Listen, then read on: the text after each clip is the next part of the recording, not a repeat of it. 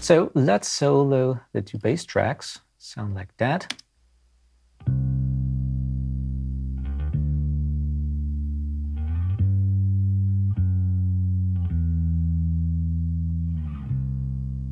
Okay, so what I did, I received just one track actually, which was a DI. There might have been also a little bit of a bass amp signal in there, but I just wanted to have a little bit more present. So what I did is actually kind of like a small trick. I just duplicated the track and I used here a track called Bass Amp. And I'm going to show you in a minute what I do with that, but let's just focus here on the DI track. So let's just play the DI without any plugins.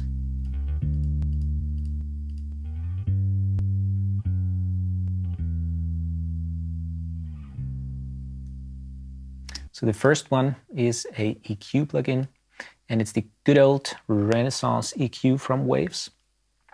What I did here is I made a low cut of 50, believe it or not, on the bass. Yes, I did that.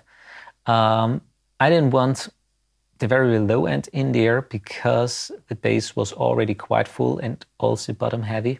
So I made a cut here, also on 55, but I boosted quite a bit of 80, 2 dB. And I also got rid here of all the high-end detail.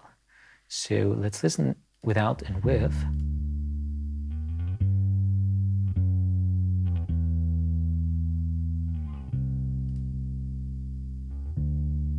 Okay. And then I used a compressor, the R-Comp, very easy to use. Attack 15, release 50, ratio just 3:1.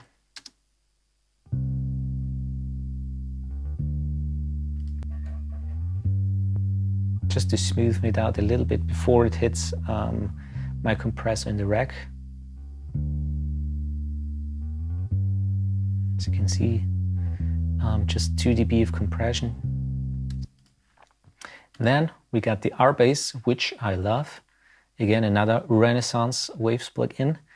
And this one is it adds actually harmonics, where it depends where you set the frequency. And as I boosted 80, I just wanted to have a start point, the frequency 80 here, to add harmonics, and it sounds like that.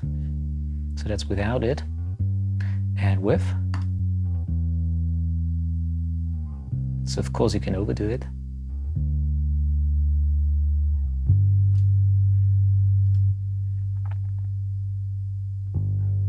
So it just adds some fullness to the bass. And then a little bit saturation goes a long way. Kramer tape actually went here with the Clean Bass DI preset.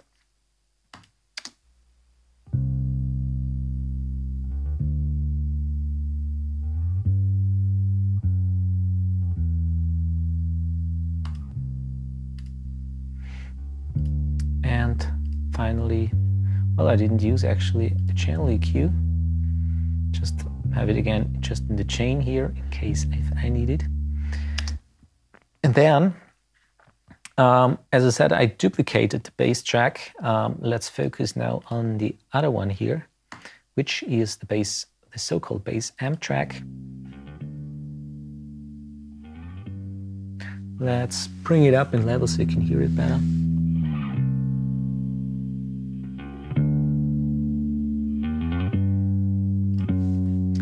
Again, REQ made here a low cut of 130. Didn't want any low end in there. And also I boosted a little bit of 1700 and also made a high cut of 8600.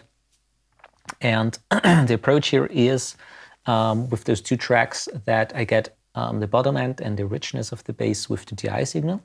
And then to really hear it, especially in smaller speakers, the bass a little bit better, because as in small speakers there is no low end actually. So to cut through the mix, I added here a saturated bass track where you can hear more the high ends and the details of it. All right. So when you combine those two, you have a really nice picture of the whole bass instead of just one track where you boost the low end and you boost the top end and so forth. And I also used, of course, the R compressor again, quite a bit more.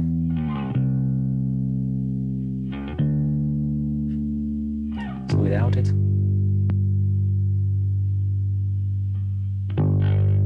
And with. So it just keeps it really under control. And outboard-wise, I used on the bass amp a little bit of a overdrive, where I have, it's basically actually a guitar amplifier. It's called Powerplant by Art. Pretty old unit actually, from the late 80s. And as you can see, we have an input drive, harmonic super drive, added that a little bit, thrust and mid voicing, and a little bit of so-called edge here, which is a top end boost, and I get a little bit of a grit out there, so you have a together mixed in with the DI signal, a much fuller sound than just with a clean DI signal.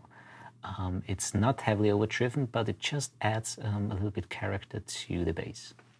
And those two tracks actually went out to my DBX 160A with quite a bit compression. We got here around, what's that?